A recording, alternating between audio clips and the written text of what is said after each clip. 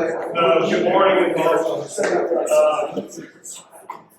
This is an innovation and transformation session on the ongoing debate between remote and in-office work. So I hope you made it to the right place. Just a little bit, I'm Greg Hebert, founder and president of Craving, and also chair of the Innovation and Transformation Council. Before we begin, just share a little bit about, so if I can get any questions about this space in particular and what it is that we do. So I'll share a little bit about this building. So this is our, as you saw probably walking in the door, this is our innovation lab. What does that mean from a coffee perspective? Well, you're sitting in the only Specialty Coffee Association certified facility in Ohio.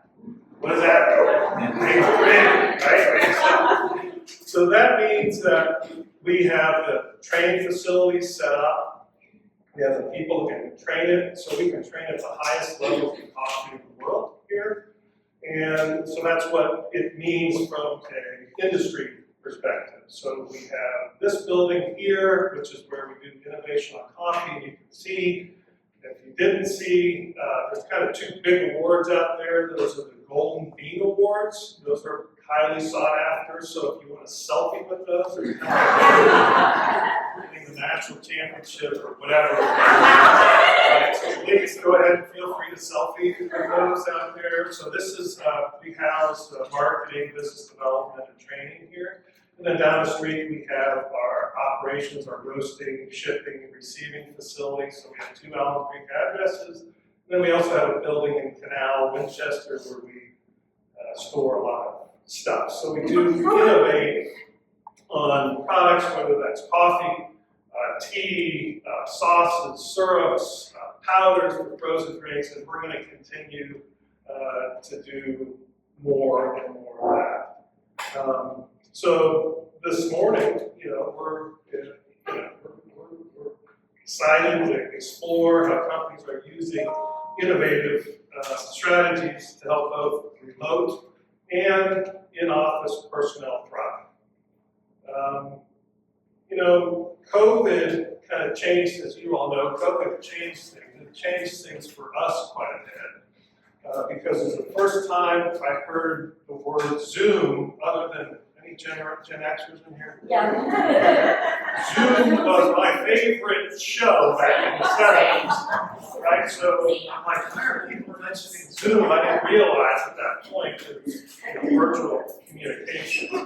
And so if you backtrack 5 years from now, this building, I'd love to see you all because I set a record back in COVID. I thought it was going to happen only in college for wearing sweats. I wore sweats about 59 days in a row. And the reason is because nobody was here except for me. My COO came in on occasion. But everybody else, they were kind of stopped because there was no business development going on. But the interesting thing was I'd go down the street to our operations and it was just like normal. So like, this is kind of weird because we were given the opportunity. Coffee was deemed a emergency product, something. we were open and our customers were open. We supplied independent coffee houses throughout about 40 states, so we had to keep on working. So it was really interesting for me to see that dynamic between me being here alone and them going down the street and there's still operation there. So that kind of the change. Obviously, we all deal with change. That's significant, and I know we're all dealing with that again. And we're still trying to figure out, and today's wonderful speakers are going to talk to that on how it is that they've navigated some of those changes, and they're going to be excellent today.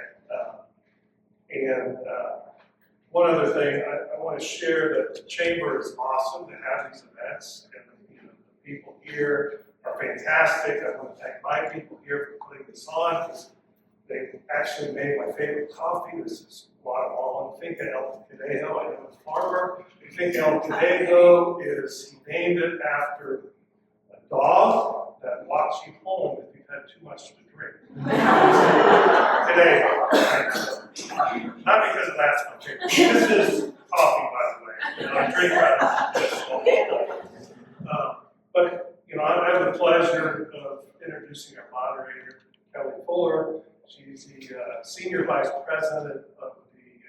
Columbus Foundation, which is part of the chamber. And so, Right. So you were Zoom fans? yes. WGPH? Zuma. Well, welcome everyone. Thank you, Greg, for that kind welcome to us here at the Chamber. We're super excited today to have this conversation. In my role at the Chamber, with the Chamber Foundation, I also am part of the workforce conversation. So as our Chamber members in the greater community reach out to the Columbus Chamber for guidance and support and just kind of trends on what's happening in workforce, obviously this has been something about whether we're remote, hybrid, fully back on site, that's been in conversation since early 2020. So I'm super excited today to continue that conversation with all of you and with our panel. So I'm going to ask our panelists to come up and join me if you all three will ready.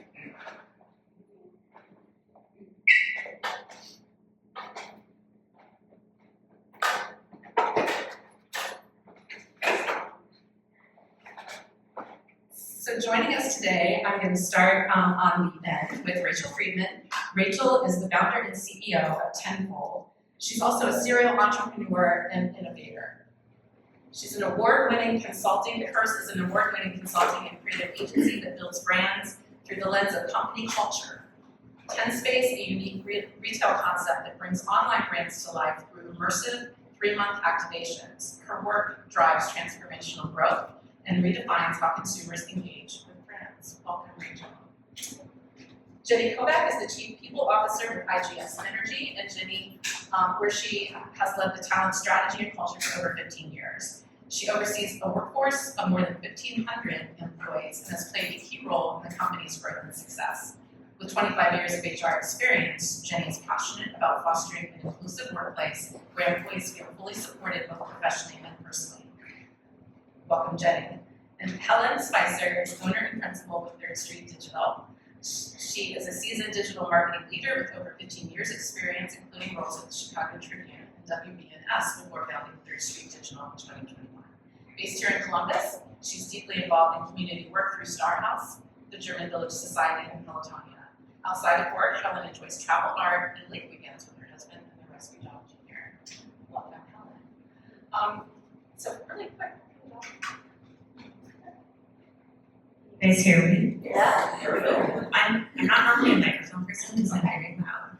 Junior actually passed away. I'm so sorry. It's okay, but he was a 14-year-old rescue pit bull. Oh, Yes, from Franklin County Dog Shelter, and he was my soul dog. So awesome. we got a lot of extra years with him. Thank you. Fantastic. Yeah, thank you for sharing. So we're going to get started and talk about, first and foremost, tell us about your current workforce configuration in your own organizations, or in Rachel's case, some of the organizations that you consult with. So I'm going to go ahead and start with you, Rachel, if you would. Hi, everyone. At Tenfold, we have technically a hybrid strategy. So we are in studio, as we like to say, Tuesday, Wednesday, and Thursday of every week. Mondays and Fridays are work from anywhere. And that means that it could be working at home, it could be working from Crimson Cup, it could be working from another city, but it is not an entitlement. So it also means that if we have a client need or meeting, or we need to travel, or we need to be in studio that day for whatever reason, we make that commitment to being there. So the team is very well aware of what those requirements are, and if they're choosing to work from another location, like another city, on those days, and there is a business need to be in studio, then they have to take that day off. That's just sort of how it works. We believe that it's really important that we spend time together. Our work is dependent on it. But also, I think it's really rooted in a foundational belief that in order to grow as an individual, in your career, as a team, as a company, those moments happen through moments of togetherness. And they happen in moments that are not planned and scheduled most often. They're through micro interactions, things that are unscheduled, the meetings before the meeting, the meetings that happen after the meeting. bumping up to somebody that you would never connect with or that doesn't report into you, or overhearing what someone is doing or how they're responding to something and taking that opportunity to either reinforce that someone has done something really well or provide some constructive feedback. All of those things happen in a together environment, and so we're very intentional about our time together. It's not an show up anytime, three days a week. It's we need to be together to make the commute worth it, so that you don't have people showing up and then they don't have anybody and they're stuck on Zoom all day. Anyway, that sort of defeats the whole purpose of coming in. And then we can talk about this later too. We're very intentional about how we spend our time virtually as well. So we have typical, routine, regular rhythms to meetings that we have. We start our days together, both on Mondays and Fridays. We have some very specific meetings that we engage in. And we are also very intentional about how we continue to manage and nurture culture in our company. It's something that we consult with our clients, and we absolutely walk that talk as well. And so we can get into some of that at another point, but that's how we manage things. And have managed it that way Almost from the beginning. So it's been a long time. Thank you for that, Rachel. Turning the same question, for your current configuration. Do I need a microphone? Because I'm usually pretty stinking loud. And I'll just roll without one. We have 1,500 employees, soon to be 2,200. We just closed on an acquisition, so that will be exciting. We're about 60% fully remote. And we have employees in 31 different states throughout the US.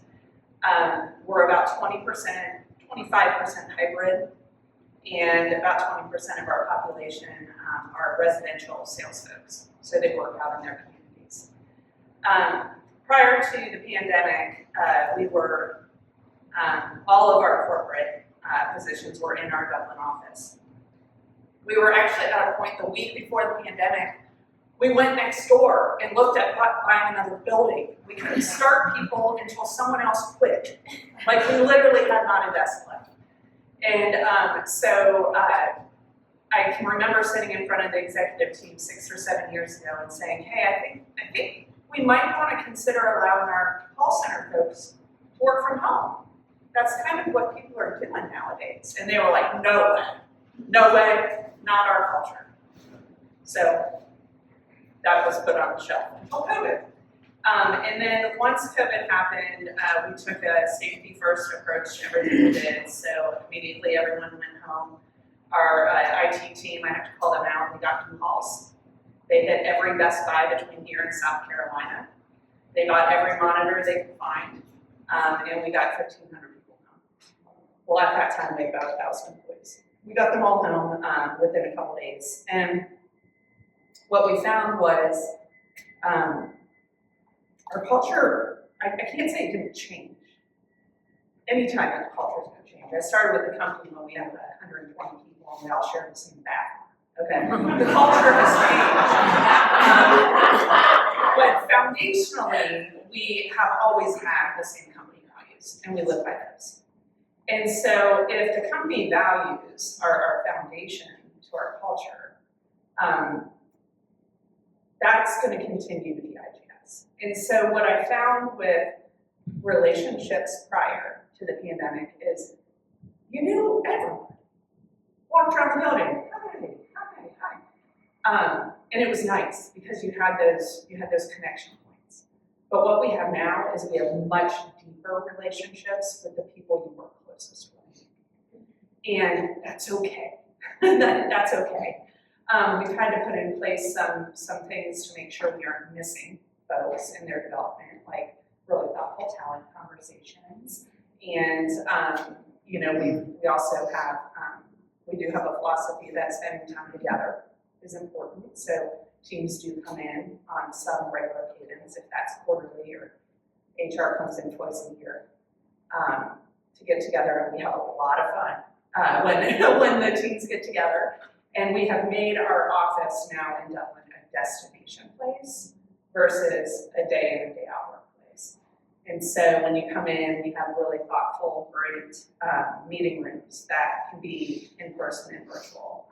We have a coffee bar / beer wine bar that allows for nice happy hours when our teams come together. And our travel budgets went up about $2 million a year, and our facilities budget has went down $2 million a year. And so I've been a big proponent of, believe me when I say there were conversations when we saw other companies pulling people back. We have an executive team that have been driving into work for 25, 30 years. But I've been a big proponent of allowing us to stay remote because you can be more present and a lot of times in your other parts of your life, your private life. I recognized that when I was driving in this morning, 45 minutes. That's what I didn't do this morning. I didn't work out. That's what I normally do in the morning. So there's definitely benefits. We have not seen a change in our engagement. We have a 94% engagement rating. We've had a 94% engagement rating since 2015, and that did not flutter. And our employees tell us the truth. We get about 6,000 comments on our engagement surveys on what we can do better and what we can want to continue. And so they're calling for continuing flexibility. And how about you? Talk to us about the configuration that you currently have. So we have a physical office downtown, not on 3rd Street, it's on Cherry and High. And our work configuration is what I like to call fully flexible hybrid. And so employees are only required to be in the office on Thursdays for our team meeting. Other than that, we don't have in-office or out-of-office days, and we allow employees to really choose how they work best. We have some employees that come in almost every day. I don't. We have people like me who are in there, 3 days a week. Then we even have some of our top performing employees that come for the team meeting, stay a little bit after to talk to their work friends, and hightail it back home. And that has worked really, really well for us. Like these ladies, we're also really intentional with our in-person time. So things like training, team building, volunteering, if we are tackling like a major creative project, all of that onboarding, we're doing that in person. So we can have those like really intentional times, but I'm really not a big believer in sitting on Zoom and answering emails and doing your day-to-day in person. I don't think that has to happen. So having those intentional moments that need to be in person, and that may fall outside of that Thursday day. But the general requirement on a regular week is Thursdays you're in person for the team meeting, and that's it. Jenny, you brought up something, I'm gonna dive into this a little more deeply about, basically overnight having to like scour the country for monitors for 1,000 people. And I think back to, early on in 2020 when we were first experiencing COVID and all the challenges, even being on meetings and seeing other people that were in their basement, they're logging on their 5-year-old to remote kindergarten, they're taking care of an infant at the same time and trying to be on a meeting as well. So when we think back to that and where we are now, what were some of those initial hurdles? And I'll start with you, Jenny, and then open it up to others. Those initial hurdles, and how did you support your staff through some of those huge shifts? Yeah, great question. If there was a hurdle, I think we experienced it, to be honest with you. We have probably 30 employees out near Aiken, South Carolina, who didn't even get offered internet at their home. We had people who didn't have places to work. And so we were lucky enough, and still to this day, we have, I don't even know how many offices, 29 offices. They're all open for people to come in. And so we don't want you to have to be remote. It's your choice. I should have explained this from the beginning. We look at every job and we say, is this remote eligible, hybrid eligible, or does it need to be in office? Job, not person. And so everybody in that job gets that opportunity, and then they decide. So we have people who are in remote jobs and they come in the office 5 days a week because they love it, because of the Crimson Cup coffee. That's a big selling point. But so what we did when we got everybody home was we had a location, our solution center in Aiken could hold about 400 staff, solution center folks. We had 30 that had to come in because they couldn't get internet. And so we made sure that we placed their desks far enough apart. We made sure every night we had somebody going in and disinfecting. I mean, this is when we were wiping food down. Do you remember that? Yeah. I was Cloroxing my apples. That could not have been good for you. So we made sure that they had a place to work. If they didn't have a place to work, we paid them while we figured it out. And so one of the things I'm most proud about in my 16 years at IGS is when the pandemic hit, we had 220 salespeople, residential, door to door, that by the law could not go out. And very happy to say and thankful for the company that we didn't lay a single person off. We paid them their salary, we paid them their regular commissions. We tried to get them on the phone selling, didn't work as well. But short term, that was not a great financial decision. Long term, amazing. Those folks have stayed with us. They're high producers, and they were really felt cared for. And so we knew we were going to take a hit financially, but we just wanted to do the right thing for each person, and we just met where they were. We also gave an allowance to everybody. We were like, hey, you're working from home. You probably need a desk. You probably need a nice chair. We sent out standing desks. We did whatever we could to make sure that they were okay. And then for those working at home with kids, we said, try and make it work.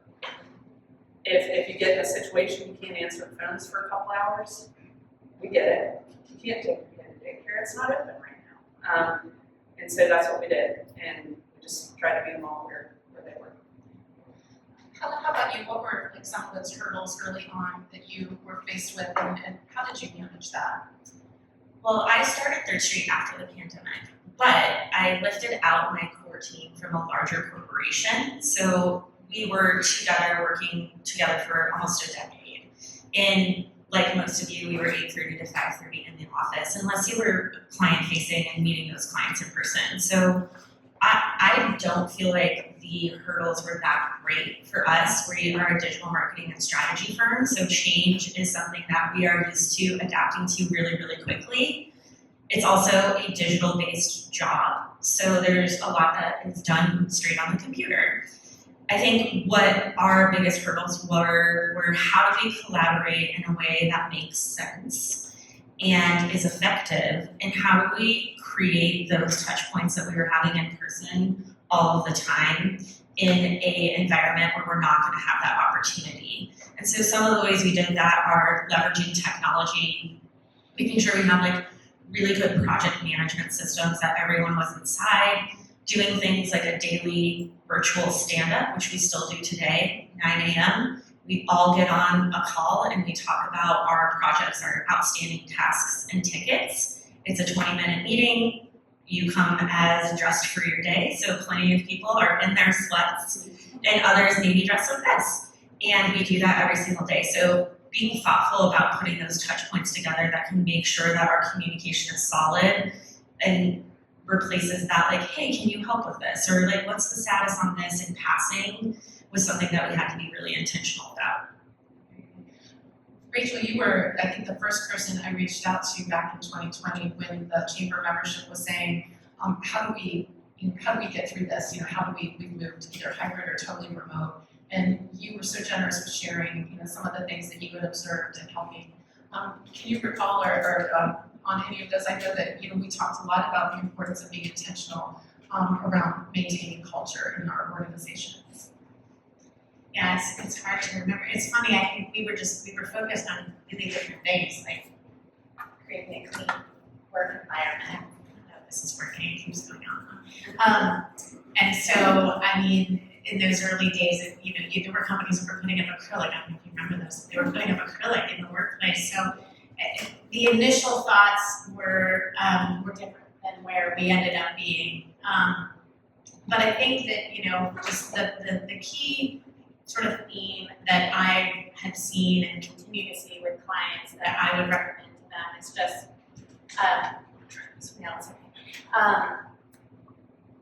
I think where the biggest risk is with companies that just aren't actively managing it. It doesn't really matter what it is if you decide to be fully distributed and remote, or you're hybrid, or you're fully in office. Regardless of what you choose, leadership needs to lead.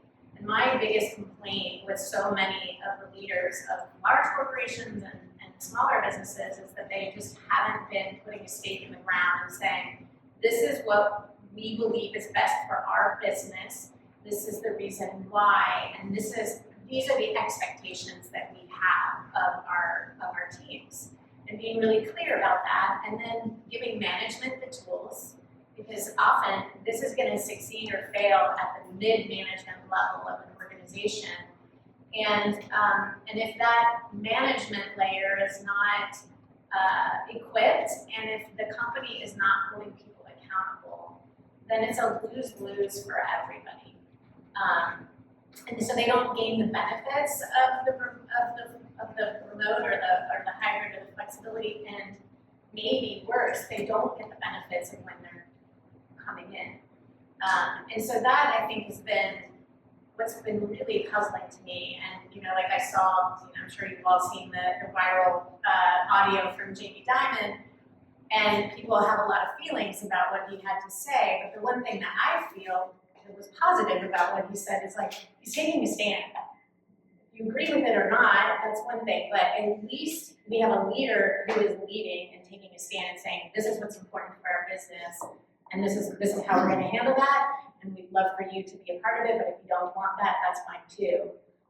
And so that's really what we've been working with our clients to help them determine what is the best strategy for them, and then how do they actually put in practice rhythms to their week, meetings to their week, planned and intentional times to convene, making sure that they're leveraging that time together in really meaningful and intentional ways, that they're staying connected virtually through communications. A lot of, I think internal comms is such an opportunity to make such a difference in companies today.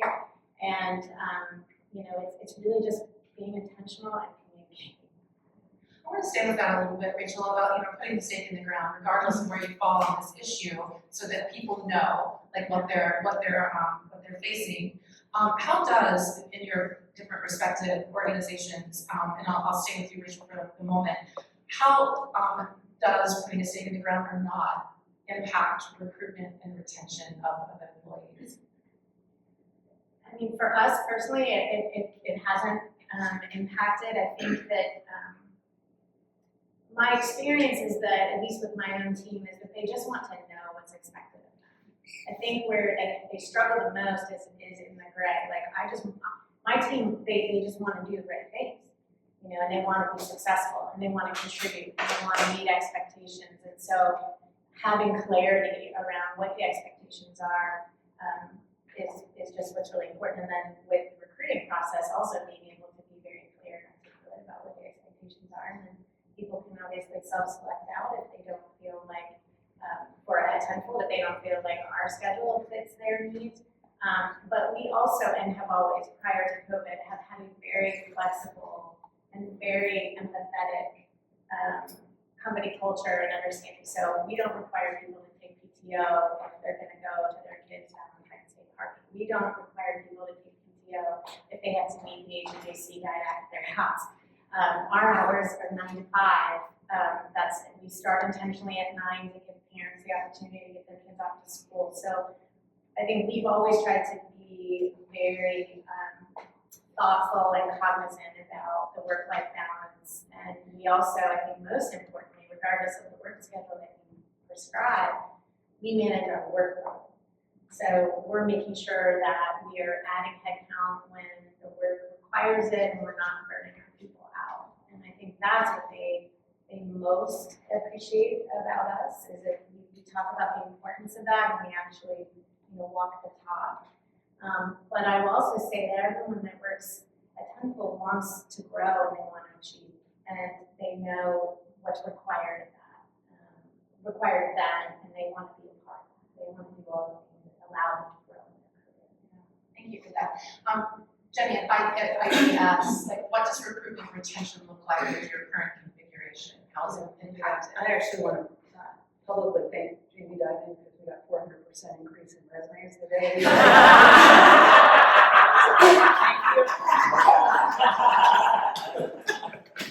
We knock on wood, do not have a problem recruiting. We hire, approximately 600 to 700 people a year. We have a high turnover role of residential sales, if you can imagine. In Ohio, in the winter, that job is terrible. So our retention's always been low. We run about if you look at our corporate office, which is about 800 people, we run about an 8% turnover, and about half of that is company initiated. So very few people leave on their own. So I think the flexibility has allowed us to continue to be at that level even through a pretty hard hiring and retention environment over the past 5 years. We also have a great TA team, so kudos to them.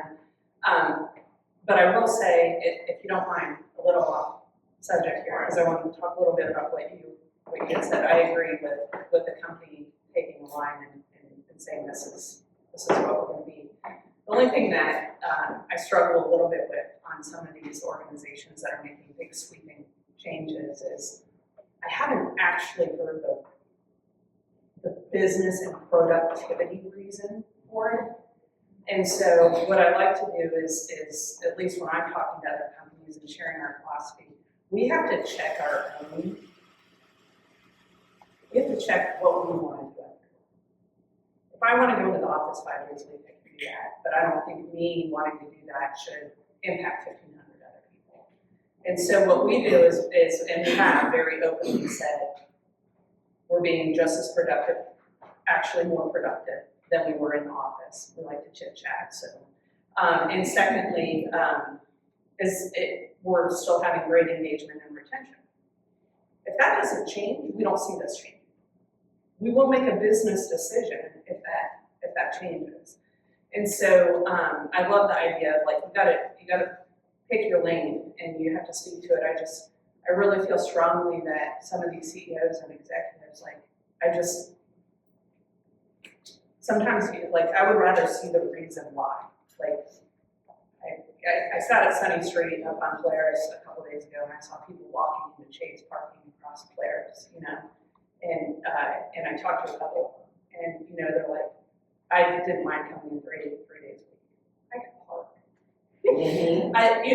Those types of things. So I don't know, maybe they had a reduction in productivity. I haven't seen those numbers. And so that's where I'm always just like, let's just check our own personal preferences and think about how it impacts everybody else. And remote work positively impacts working mothers. That's a given. And so, and as a working mother, I understand that. It has a positive impact. So anyway, sorry, going off. No, I think that's kind of one of the things I feel strong about. No, thank you for that. I think that's really key. It's a competitive job market. It has been for years in Columbus. We were pulling some numbers recently through Ohio Department of Job and Family Services, and in the month of April, we had close to 6,000 unfilled jobs in the healthcare sector alone, just in the Columbus region. 3,500 manufacturing unfilled positions. Something like 3,900 again, or closer to 4,000 in supply chain and logistics. It's a tough market.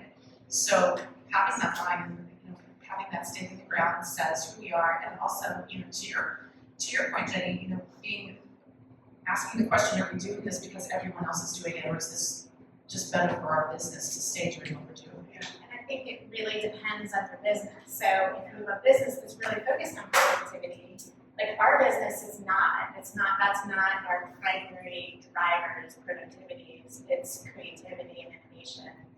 And so I think it depends, and Bill, I'm calling you out, but we have clients who are in the legal profession. Like that's a really challenging one to solve for, where you have a profession that is dependent on apprenticeship, continuous learning. You don't graduate from law school and are fully equipped to practice law. So when you look at specific industries, specific professions, finding what is the right solution for you is really important.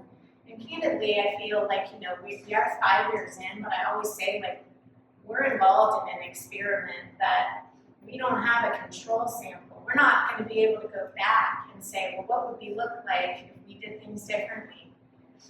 And so, I think that's why it takes active management, because these are the kinds of changes that, if they are impacting you negatively, they're going to be small, minute, little erosions on a small daily basis that are really hard to name and spot. Again, unless you have very prescribed, like, here's our process, here's how we manage productivity and engagement. Every industry, every business is different.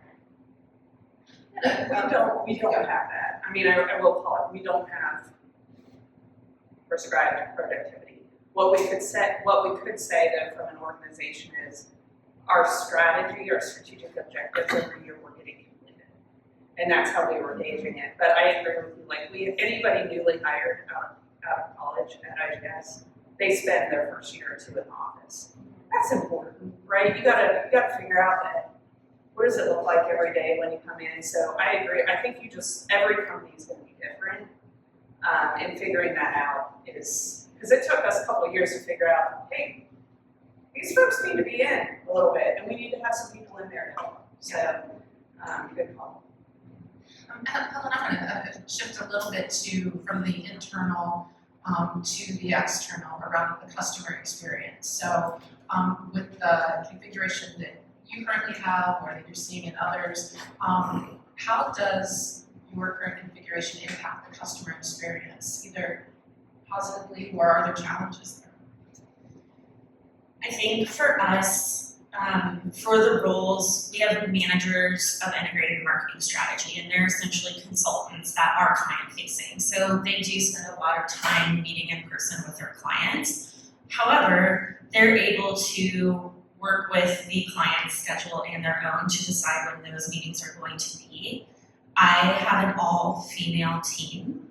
There's 16 of us. And so these women, many of them are moms of small children, and they're also maybe the breadwinners, the CEOs of their household, taking care of elderly parents, snack packers, grocery picker-uppers, appointment setters. And so we want to make sure that we're providing an environment that allows them to be career-driven women and also have the space to excel and succeed in all of the other roles that they're wearing. And by giving them the autonomy to create their schedule and still service the clients, it makes them do better work. They work harder, they stay with the company longer, and that's really where the client feels the impact is, do I have a really deep relationship on someone who does really incredible work for me? Yes. And part of our people first approach and flexibility allows that great work to happen. Thank you for that. Jenny, how about you? How are you gauging the customer experience? Yeah, so our commercial customers, so our businesses, we continue to get out in front of them face to face. And so that has not changed. If you're sitting down and looking at an energy contract that's going to be hundreds of thousands of dollars a year, you probably want to sit across the table from your salesperson. And both our commercial and our residential sales have grown significantly over the past 5 years. So we've kind of stayed true to what worked for us, which is face-to-face, good relationship building on the commercial side. The residential side is all done through our sales force and our solutions center, which is our call center. And those are easier to track, right? You can hear every conversation. You can see every point of data. And so we're actually seeing that our customer service metrics are better with our folks working from home because number one, we can push trainings more easily now that we're virtually training. And then secondly, just again, the productivity is there. You know, that they aren't, in the office, you tend to, if you were in the call center, you'd get up and use the restroom and maybe talk to 10 people on the way back, you know? And at home, you might be petting your dog, but probably not having those conversations. So we just noticed our service levels are a lot better, and our turnover is a lot lower in our solutions. Rachel, what's the customer experience like with your business? Yeah, I mean, one thing that's definitely changed is we're doing more business nationally, and I think that's absolutely a reflection of people's comfort level with remote and virtual meetings. So we could at least, have some of those initial touch points, perhaps, that are, we're not traveling every single time. But most definitely, we're in person for every milestone that we feel is really important. And, that's, relationships are made in person. The ability to read the body language and feel the energy in the room and get really good quality, clear feedback from our clients in person it's dramatically better. It's better for us and it's better for them. So the client experience is critical. And like IGS and others, we've really invested in our own work environment so that it's, a destination, it's a place people want to come to, and our clients want to come to it as well. So we've taken that very same principle with our retail concept 10 space, that if people are going to get up and go out and not shop online, they're expecting a lot more from their experience. And so that's proven out to be true. And when you can meet those expectations or exceed them, sort of that surprise and delay, it really is so valuable and means so much. Ask you guys too this question around so you described each of your workplaces and the configurations. If you could change anything today about how that work gets done, where it gets done, how it's evaluated, is there anything that you would change today?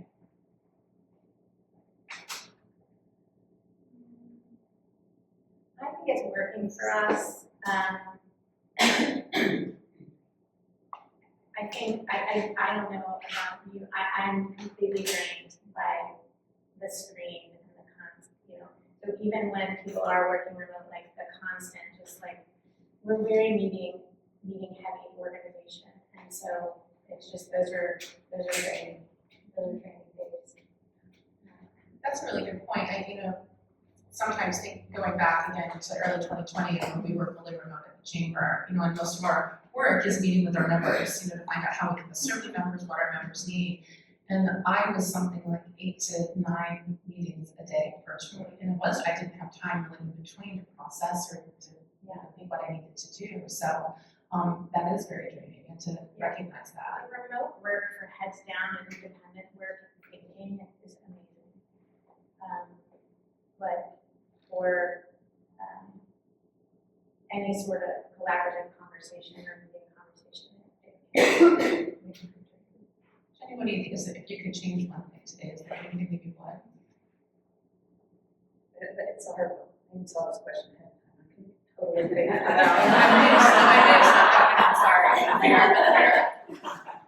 I couldn't really think about anything specific that I would change. I think looking back, there's definitely things that maybe I would have done differently. That's a good question. That one wasn't here. Yeah, so, and, but I think what we're doing right now for our organization is working really well. I don't think there's anything I would change today. It would have been real nice if we would have had Copilot and AI 5 years ago. I mean, virtual meetings a lot nicer, but it's working well. So I honestly look around and I don't think there's anything that I would change. I don't think so. We also, part of our people first culture is we have a 4.5-day work week. And so all year long, and I think that's like a really great benefit, but it does pose its own challenges. I would never take it away. So if any of my employees are listening to that, just know. But it does mean we have to be super efficient with our time during the week, because our clients are working 5 days a week, and so we have to make sure that we're efficient. I've found it's a motivator for our employees because they want to get things done so that they can enjoy that. And there are times where we may need to take a meeting on a Friday afternoon if it benefits our client. So that's a challenging thing, and I wouldn't change it. I think we've got a really great office space that we designed. It actually won Central Ohio's coolest office. But if I were to change anything, I would say to be even more intentional about the space to bring people together. Hiring a company like Tenfold, I think, can really make sure that your space is somewhere where people want to be, and also where they feel good and they're proud and they are happy inside of that space. And I think that can make a really big difference when you are asking people to come in. Thank you. So at the chamber, of our 2,500-ish members, close to 87% are small businesses, and we define that as organizations that have 50 or fewer associates. So I know Jenny, you're in a very large company, but for those that are working maybe with customers or you yourself have smaller organizations, are there challenges unique to smaller companies when it comes to things like scheduling and whether you're remote or in the office or a combination? I think the smaller the company, the easier it is to have more remote work. Because when someone isn't taking on their portion, you feel it more quickly in an organization. So, then in a larger organization, I think you've got to have really great management and accountability. Whereas on our team, we know the people pretty intimately. Everyone's showing up and working really hard. And when someone isn't or they're falling behind, it is very obvious. And so I believe that small businesses are better positioned to offer more flexibility to their employees because of that. I don't think it's as challenging as creating something as intricate as probably IGS has to do with having offices all over the country and a lot of different roles that would require different things. So if you could look ahead into the future, let's say 1 to 3 years, what things do you see changing when it comes to how we work, where we work, and how it's monitored? Any thoughts on predictions? I have a couple of predictions. I think large companies will continue to try to justify return to work, but the truth is, after the pandemic, people's values have changed and things have already shifted. That momentum is there. People want to spend more time with their families. They want flexibility. They also really want a life that doesn't feel as anxiety-ridden or is scheduled or not in their control. And companies will not be able to change those values and those wants from employees, especially as we have the younger generation who are maybe going to college and seeing all of their lectures on video, not in person. They're taking their tests, their finals, all online. The employees are going to demand that companies are built better for people. And in a good job market, the large companies are going to lose really great talent if they're not being thoughtful about creating a business that works well for the people that they employ. I think it totally depends. So just to give it a different point of view, so I have 3 children. My oldest, when he graduated, it was 2023. His entry-level job, he was just praying and hoping that he was going to be in office all the time so that he could learn and he could get out of his apartment and he could gain the benefit of meeting the CEO riding up the elevator and, just all that had to offer him. My youngest is a sophomore at Ohio State and complains incessantly about the number of online lectures that he has to attend. And so I think it will be very interesting to see. I do think our values have shifted for sure, and that we are much more focused on having appropriate work-life balance. But I think it'll be interesting to see what happens with these generations of kids that went fully remote, lost really precious time with their classmates. My daughter was a senior in high school during 2020. She basically had a terrible end of her senior year of high school. She had a horrible first year in college. And the impact of that is lasting. So I think it'll be really interesting to see what the workforce wants and demands. And my prediction is I think companies' management's going to continue to get better at it. I think there's going to be all the options and flavors available.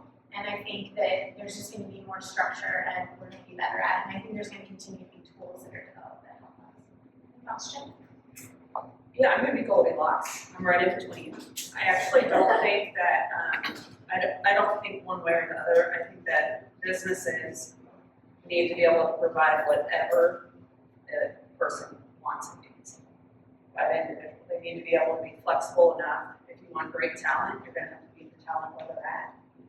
And that if that means they want to be in the office 5 days a week, make sure they have a great place to go. And if they want to be home 5 days a week, make sure that you support that too. Where I see the change becoming is we aren't going to see a work-life balance. We're going to see a work-life integration. So, and we already have that at IGS. It's, you figure out where you need to be.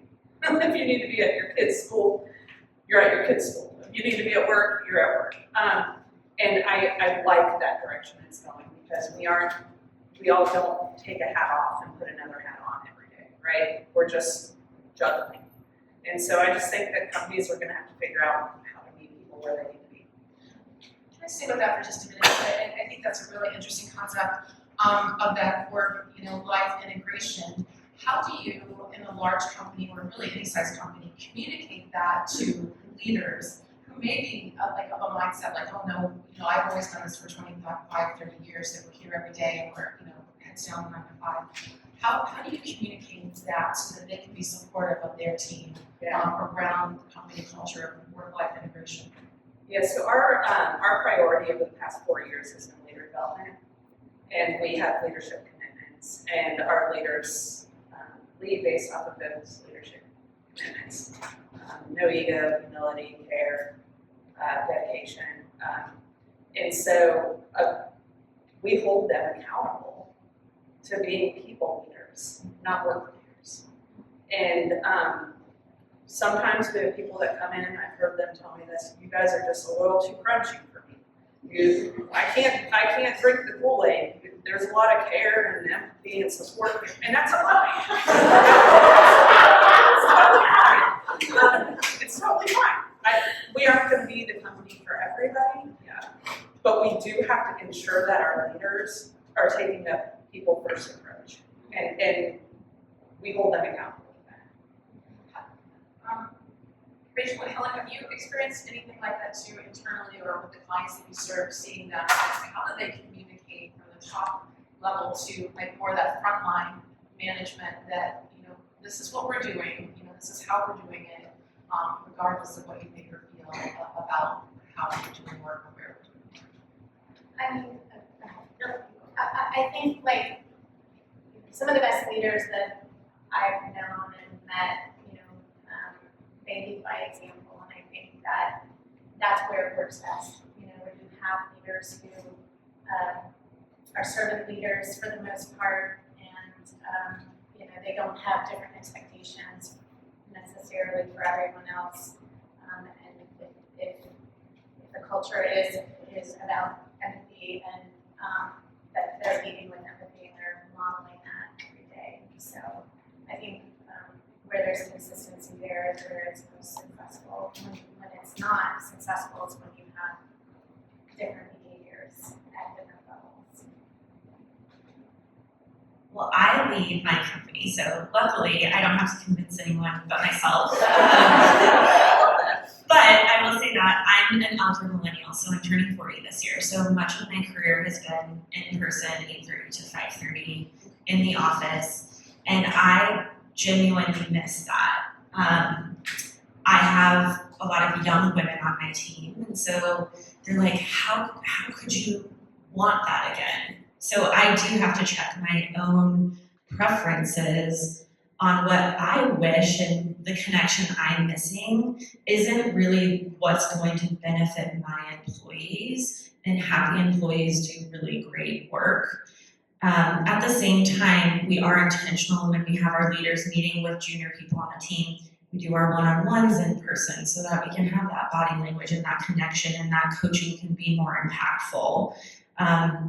Major trainings and conversations are all done in person. And from a client perspective, we will always meet the client's preferences. So I think that maybe Rachel said this, but creating deep relationships happens quicker in person.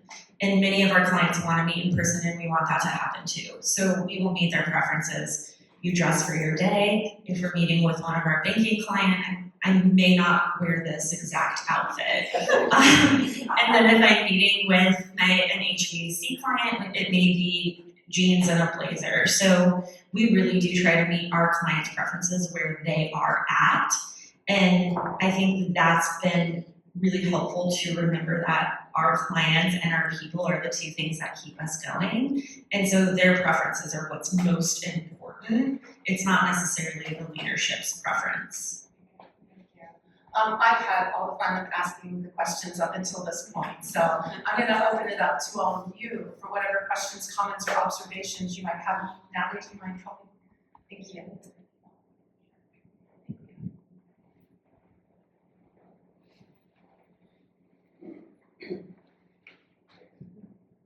I feel like a lot of this conversation, not just this today, but broadly this conversation, we talk about like employee productivity and how it's impacted by this individual contributor level. But what about career growth, career development? You have leaders at the top who have traditional values of what they think someone should do to be successful in the job. It's not part of the job description. So do you, I guess, just thoughts on that in general, and do you think that building some of those components into a job description helps manage expectations better between different philosophies?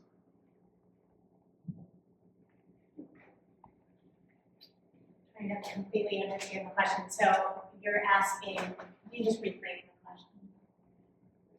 Yeah, I guess just like conceptually from a career growth perspective, you have people who are newer to the workforce or who are more in favor of remote work. Maybe. And then you have people on the other end of the spectrum. So how do we get treated the same Yeah, in terms because of the job- opportunity? Yeah, success in the Yeah. job description is not always what someone who has traditional views thinks someone should I see. be successful. I mean, it's tough. What I have observed factually is that, I've seen people ascend in their careers sometimes because they're literally just visible. I've seen people get laid off when a company has a reduction in force and they are leaning towards the people they don't know. So, I mean, that's just reality. And I think that it really is going to require a lot of the individual to craft their own plan for their own career and to understand and know based on the company they work for and the specific politics and environment that they're working in to really manage themselves and make the best decisions for themselves for their career growth.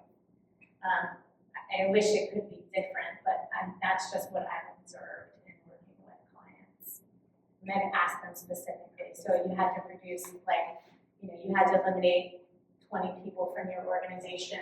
How did you go about doing it? Well, obviously we're looking at performance, but if I'm making a decision between someone that I see every day and have to deal with them packing up their box and walking them out of the building, or the remote worker that I don't know, I don't have a personal relationship with,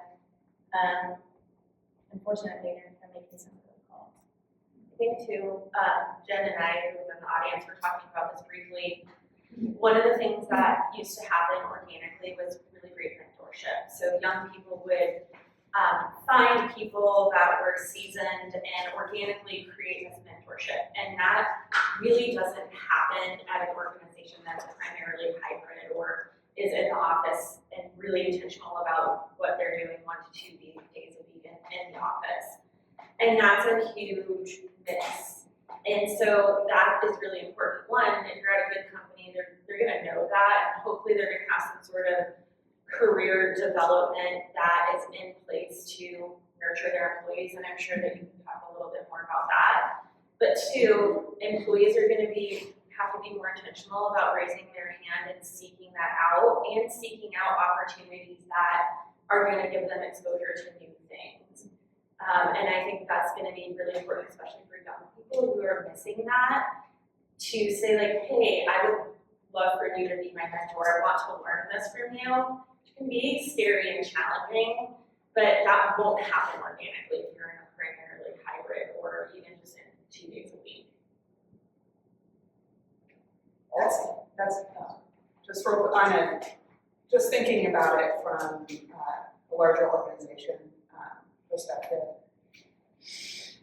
You're going to get into a situation where the company is defining what they're looking for leadership, and they're holding their leaders accountable to looking for that. So it gets rid of a little bit of the old school, hey, I'm going to put this person because they're working 14 hours a day. We would actually say, well, that's not what we want to see in a leader. So I think just really outlining and putting out there and developing people on your leadership principles is really important. But then there's also growth outside of leadership, right? And so I think it's really important when you try to scale some of these things, you have to scale them so that every single person in the company can be part of it. And so, for example, we have development conversations. That's not driven by the leader. It's driven by the employee and the leader. And those are done to see where the employee wants to go, where do they want to grow, and what interests do they have. And we ask our employees to ask for those meetings, make those happen.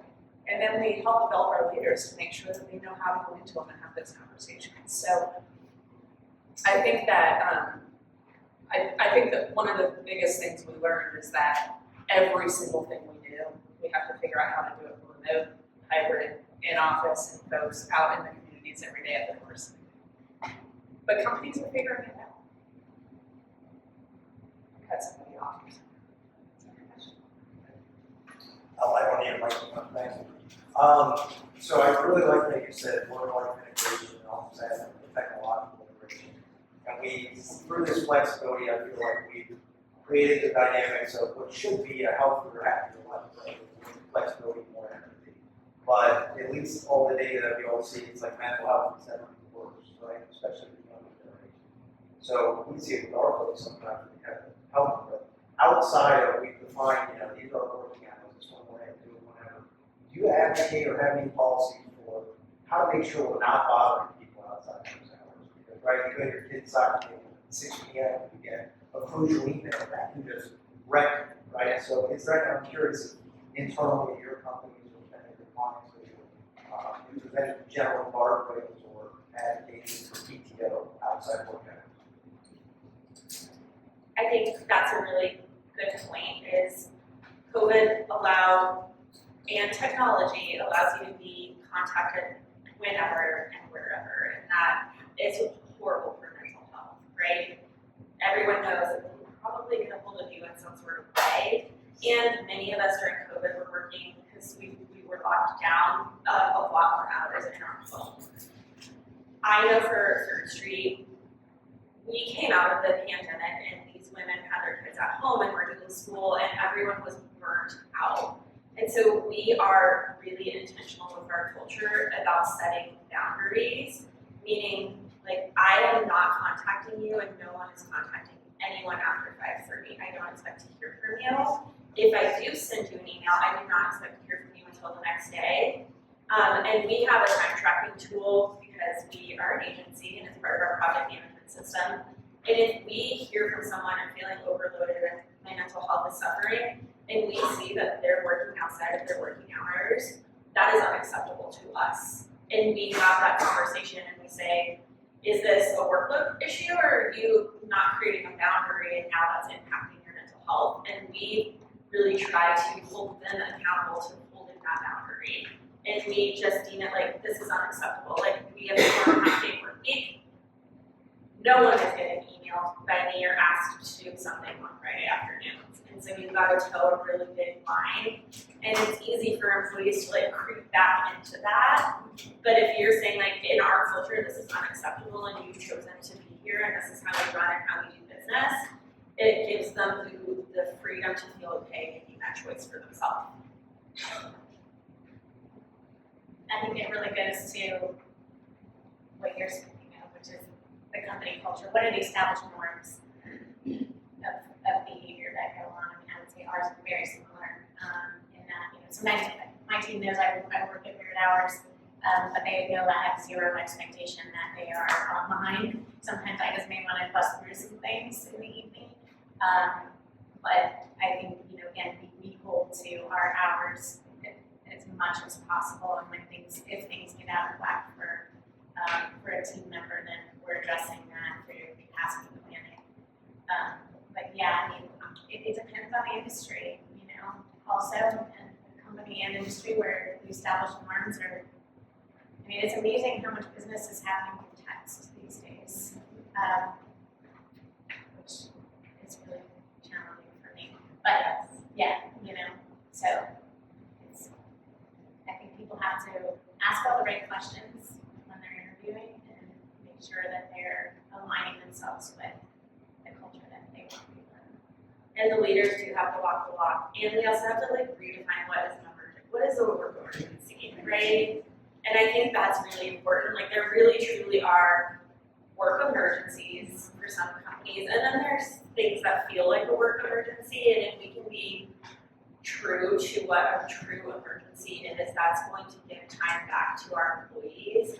And then walking the walk. I had an employee a couple years ago that told me, hey, when you go on vacation, we see that you're still working. And so when we go on vacation, we don't feel that we can completely check out because you're not walking the walk.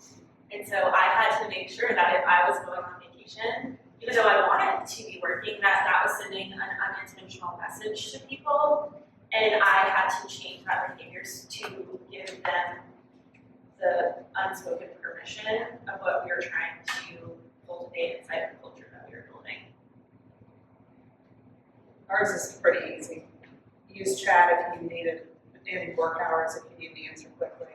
Use email if you don't, and text if it's an emergency, but we aren't brain surgeons, so there shouldn't be very many emergencies. That's it. It's that simple. Questions are there?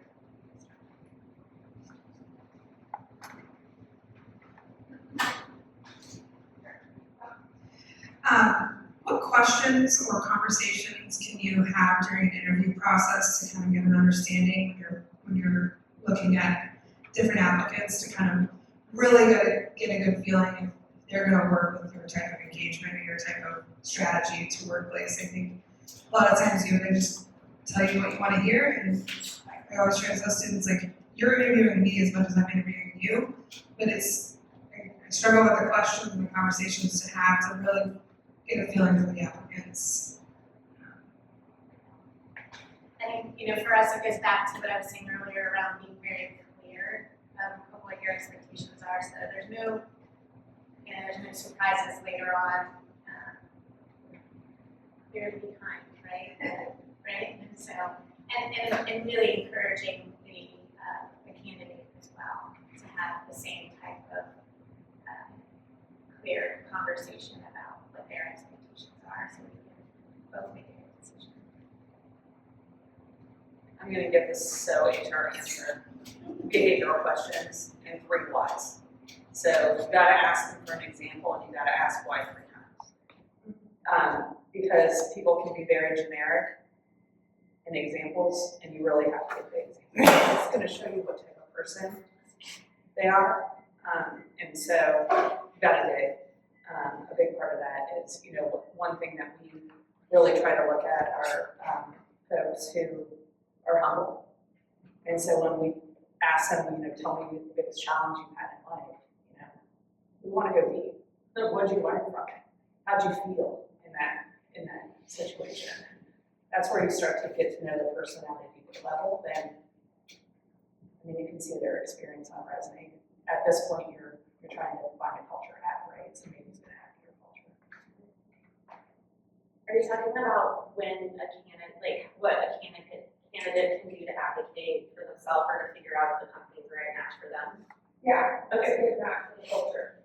So this may not be a popular answer, but I don't think those people who are applying should be with work-life balance is so important to me. What is your work-life balance? Because I think that will take away from what the company wants them there for. Like they're like, you're only focused on that, you don't care about like growth or creating deep connections. They're gonna have a bad taste in their mouth, no matter what company culture they have. So I would recommend not doing that.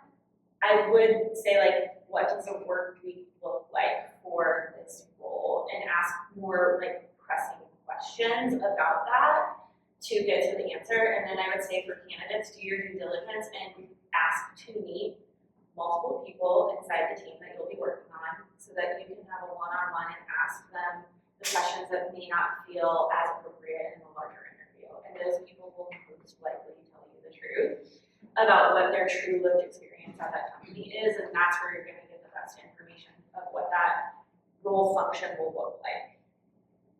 And I think we have a question here, and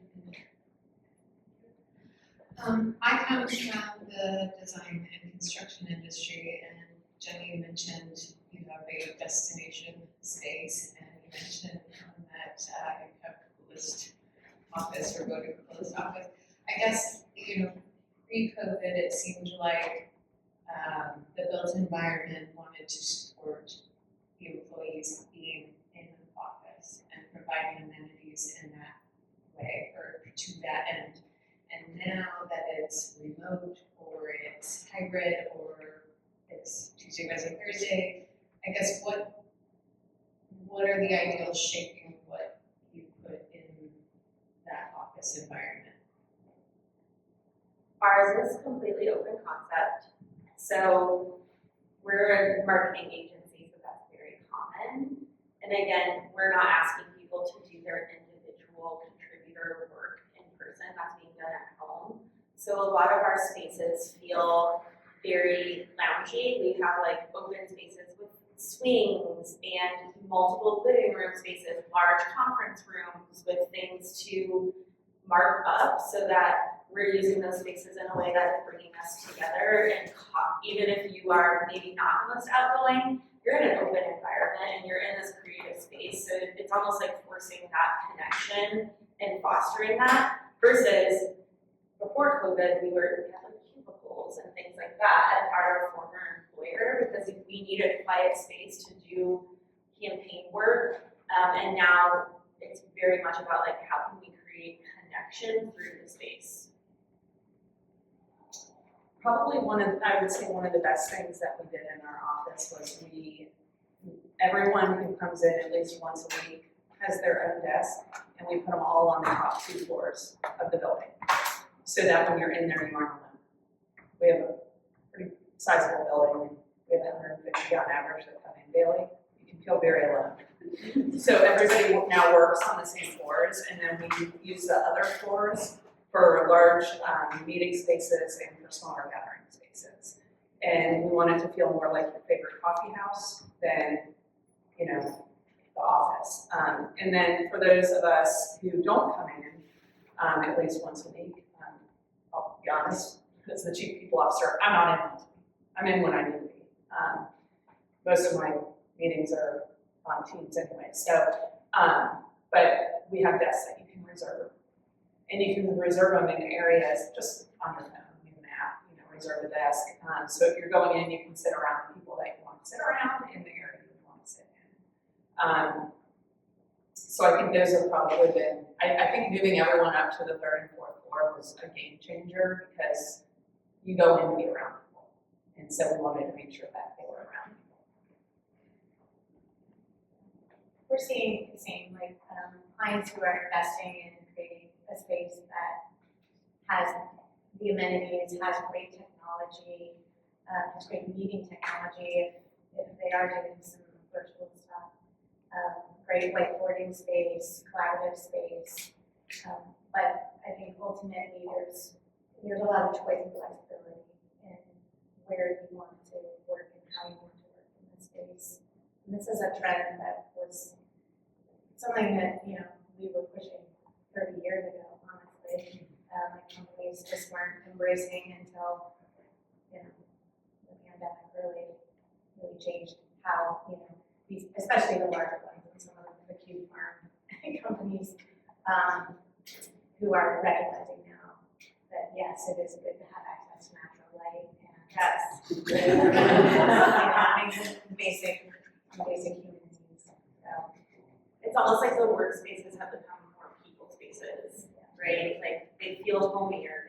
You've got a beautiful kitchen area at Tenfold. So it really has changed. Now, if you're in the office 5 days a week, you do not want to be doing that in my office because it's so open that you're going to get so distracted by other people talking and like it would not function for a 5-day a week type of model. That space just wouldn't. You know how I keep saying you gotta meet people where they are. So we have a cube farm. We have people who like to work in the cube. They like to put on their headset and put their heads down. And then we have the open workspaces. And so I think you're just gonna have to, again, try and meet people where they are and say this is how they wanna work and where. And we've been able to, you know, work with some of our partners to really get space where people can feel comfortable. We have offices, all of them off the window, thankfully. But some people are like, I need to be able to shut my door. Like, and so then we get them into an office or I guess we have what they call them. You know, so I think it's just meeting people where they need. I think we have time for one last question. Oh, I do not need one, for sure. This is very tactical, but as we're consultants, I find very different policies in different companies. Virtual call, on camera, off camera. From day one, it was a requirement, and that was very clear. You said that, I said that yeah, from the very yeah. beginning. She's gonna meet people where they are. We actually don't have a policy. We don't have policies for a lot of things. Our awesome woman attorney Bill's here, and he knows that. We only make a policy when we have to have a policy.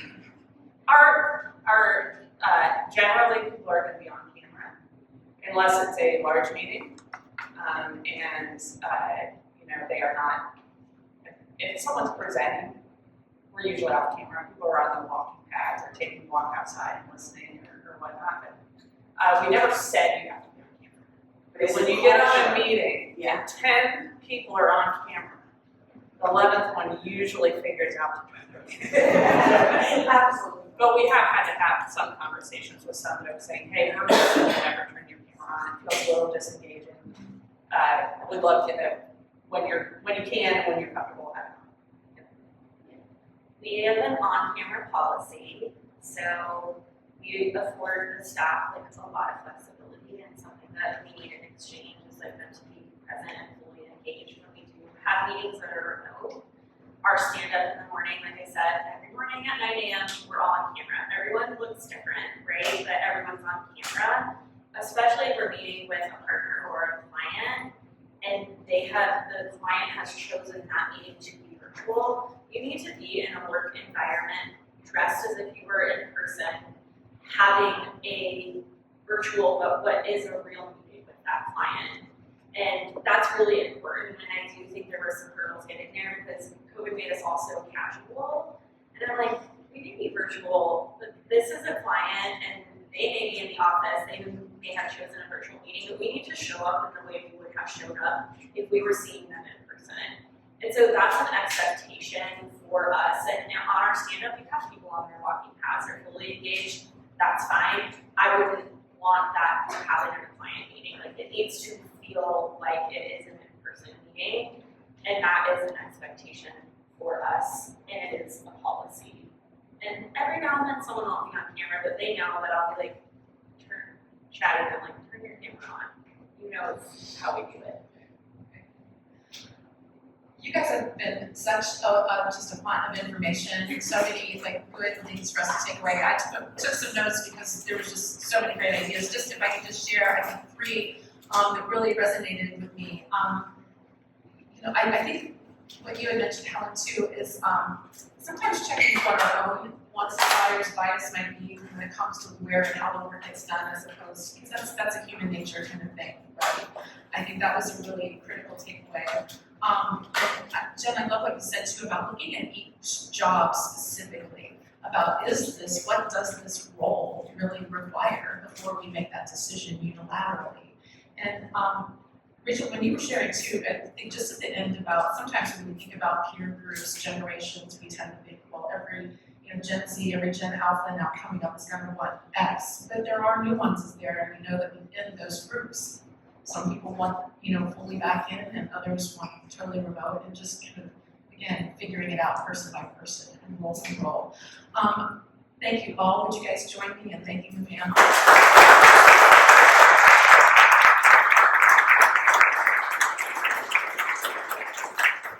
Thank you, Greg, for always being such a great host to us here. Getting your pictures taken by the Bumblebee bravely. And we do want to thank our sponsors. We couldn't do these workshops and conversations without sponsors like Comcast Business, breakfast sponsor Sheets, and all of our investor partners. And speaking of Sheets, if you haven't picked up a sausage sandwich, do so on your way out. But thank you, everyone, and have a great rest of your day. Thank you.